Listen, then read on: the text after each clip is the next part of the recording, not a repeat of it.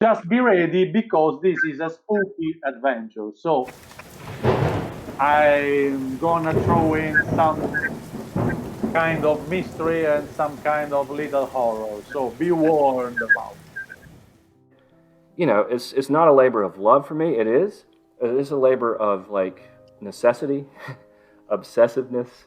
One of the greatest regrets of my existence is that I did not record a conversation with my grandmother Harris before she passed away. I mean, she had his and her getting tripped up. His and hern and yorn as possessive pronouns. She like a poke for a bag that she would carry, a stob for like some post that was sticking out of the ground but had no discernible reason for being there, poison for poison, deaf for deaf.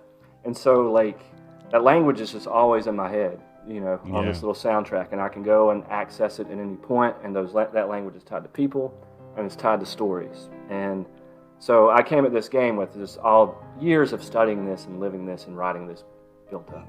We had to decide that chance was real. We had to wind up fighting this big wave of serpent men, and that's when he broke out the miniatures and put it on the map, and that's when our edges and everything that went into our characters to make them really good became important. So that crunchy layer beneath the narrative experience suddenly told this whole different story where we didn't know if we were going to win or we were going to lose.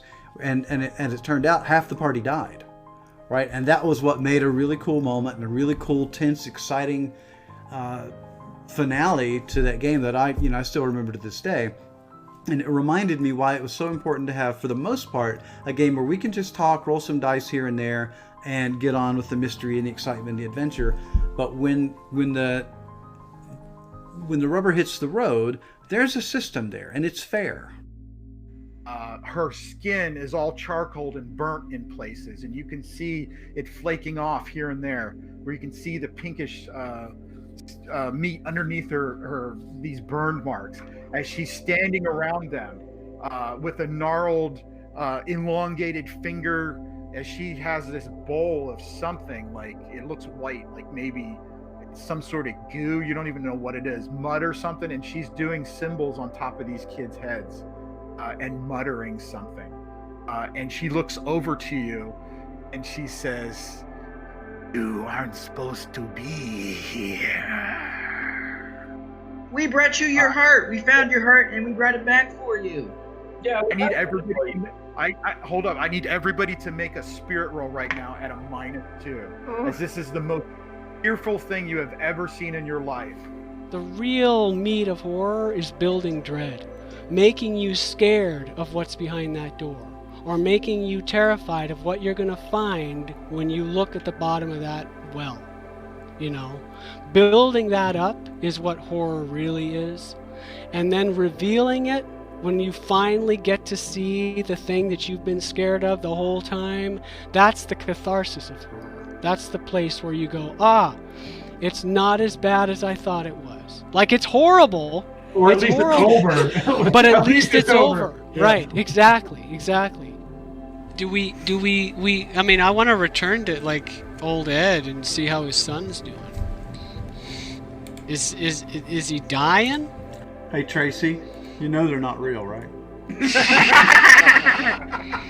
So we put our house on the market. Oh, Mischievous was mad. So mad. So I'm walking Trinity down the stairs, and she wanted to walk by herself, so it takes forever because it's step by step by step. But you do that because they're two. And while we're on the stairs, there's this voice, and it goes, "Go away." And for a moment there, because I am a natural blonde, I'm like, wait, what toy do we have that says "go away"? Did we stash under the stairs?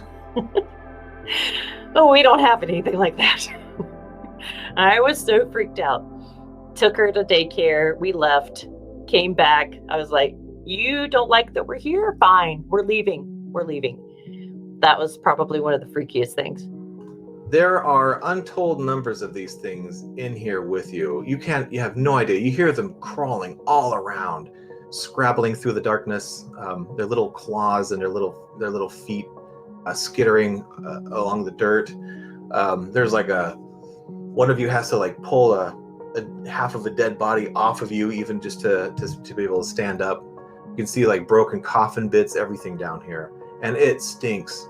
I cut about 3 or 4 inches off of it because I got the feedback of you want to look distinguished, not like a vagabond. And I don't know if I can it's working for Jack Dorsey. I mean, look at Tim's beard. It's glorious. It is glorious. It's shiny, it's curly, it's stunning. When you see this in person, so I've been lucky. I will take some credit for trying to be like a matchmaker between Tim and Shane. I was lucky enough that Tim moved to Denver and he put on a Sunday game where we kind of got a first look at Holler, and I played in that for several months. And we had the beard off, and Tim won every time. So Oh yeah, hands down. I know my No place. contest. As long as you know your place. Wait, Doctor. It was actually Stella here that brought you back and helped you. Maxwell looks like he killed the sheriff and the deputies. Oh, so you're the greatest genius. Oh my, can I hold your hand? Please, tell me how you did this. Hey, Maxwell, take care of those carry-ons there. Okay, so please tell me how you did this. You'll find everything documented in my notes right here. Please use this information wisely. Maxwell was actually pretty Death. We can defy death and illness. Oh my God, this is the greatest achievement in all history. And a mist has formed around Appalachia. And nobody can penetrate the mist. Nobody can go beyond the mist except for the big boys themselves. Everybody else is trapped in Appalachia. And this is really a story of kind of a labor disputes and class struggle and things of that nature. So me being the kind of GM that I am, I took these very, very highbrow and well thought out concepts, and I tried to turn it into an action adventure game because I have no emotional depth to me whatsoever. Action adventures. I think Chris just had a heart attack. Oh no, he's back. All right, good. So that's what we're in for. So Together, you sold 300 badges, 735 event tickets, ran 66 Savage Worlds events this weekend. 40 of you, we went over 5 days. Pinnacle picked up 147 new followers on Twitch, 1,000 live views of the stream, 956 chat messages on Twitch alone, and another several hundred on Chromecast. 15,000 minutes of games have already been watched, and we've already uploaded 28 hours of streamed content. So we had no idea we'd be able to pull this off. We haven't burned the house down yet. There's still a few games left to add to those numbers. But thank you guys so much for all of that. All right, this is a little story set in the Holler. It's based on a legend from my hometown, probably the most famous legend from my hometown, the legend of Daniel Keith. And I've embellished it a little bit, hollerized it a little bit, as I like to say. It takes me about 7 minutes to tell it, but here it goes. This happened in the Holler one time. There was a man named Daniel Keith, a big old fella, about 6'3", 250 pounds, pure muscle, bright red hair, long red beard. Lived in the Hogback Hills. Folks didn't like him for lots of reasons. One time he got this 70-pound rock and burnished it with brass, made folks believe it was gold. He sold little chunks of that rock to half the men in the valley, made pure fools of them when they towed it up to the company store trying to trade with it. He was a big talker too. Told folks he killed a black bear with a slingshot. Said he swam to the bottom of the bottomless pools and conversed with a giant catfish down there. Said the fish told him all the secrets of the universe, but he weren't going to share those secrets with anybody. Said he saw a Yahoo. That's what some folks call a Bigfoot, lumbering up through the woods, and that Yahoo threw his hand up at him. And that Yahoo came down to greet him, and they sat down and shared some jerky and whiskey. Said that Yahoo was just as sweet a creature as you'd ever meet. Said that Yahoo gave him a hat, this beat-up old fedora Daniel was always a wearing, and that's why it smelled kind of funny. Some folks didn't like Daniel's big mouth and his big stories. What they really didn't like, men anyway, is that he was quite a charmer to the women folk.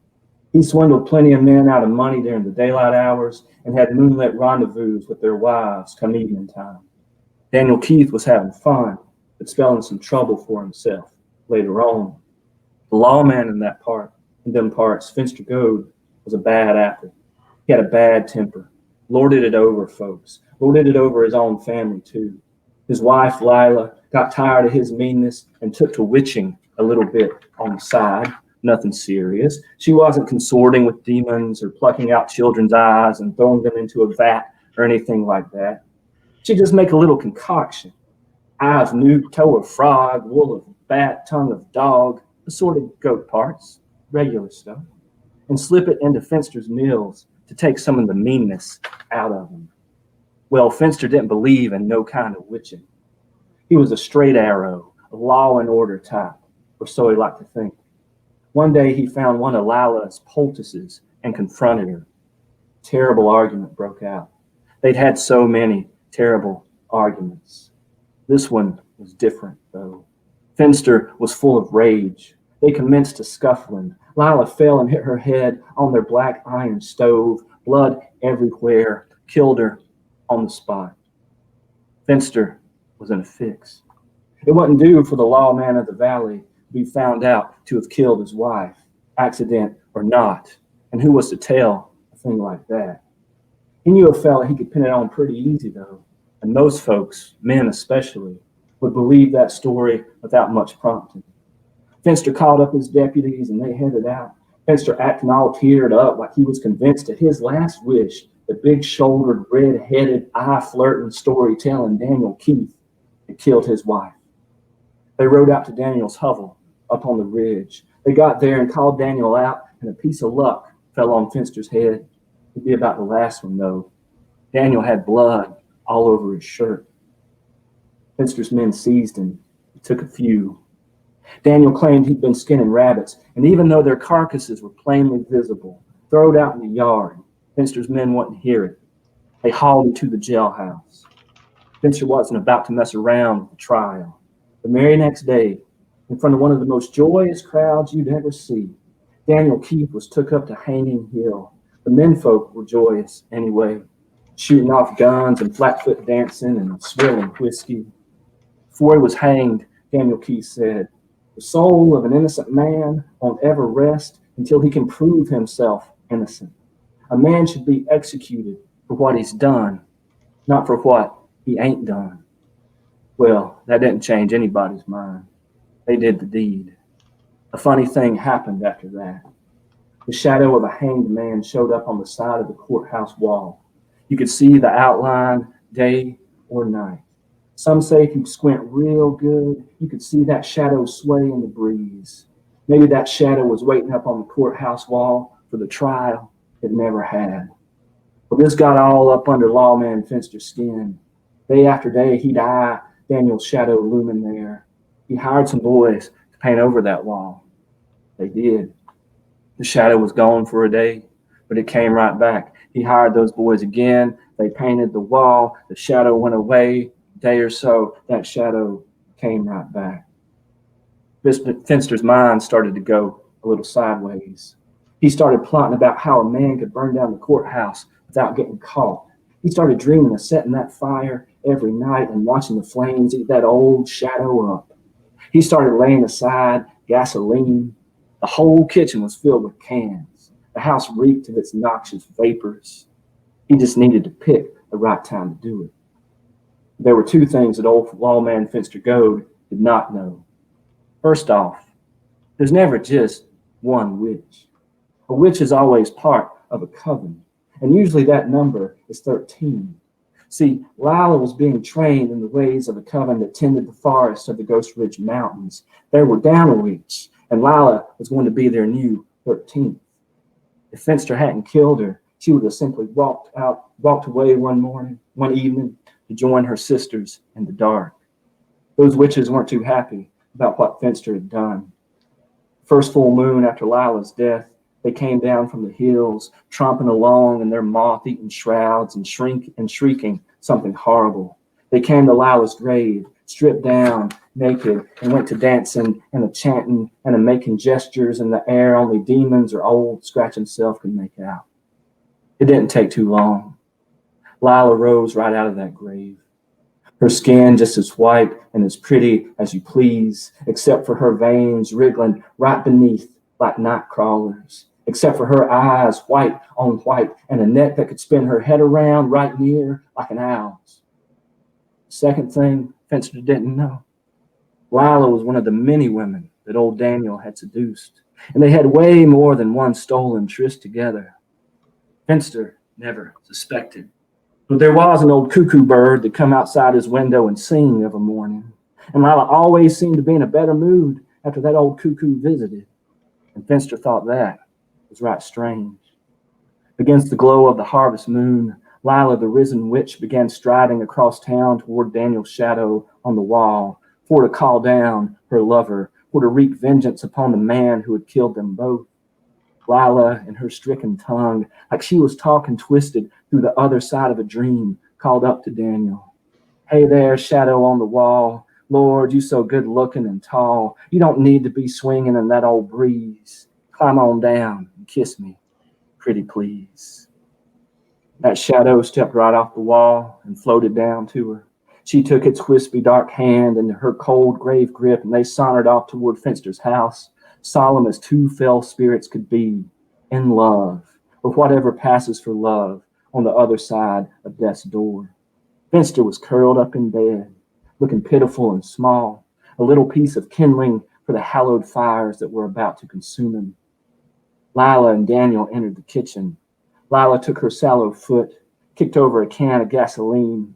That shadow didn't need no match. Daniel waved his hand. A flame roiled forth, and the cabin shot up in a flash. You could see Daniel's bushy red hair and beard again, his face almost human for a moment. An old peddler walking by would tell you it looked like Finster's house exploded, like a bad man's heart bursting from all the meanness it was holding inside. That peddler would swear he heard a voice rise out of the flames, telling a thing that sounded half true. A man should be executed for what he's done, not for what he ain't done. If I'm lying, I'm dying, as Jerry Clower, the great Southern comedian, used to say.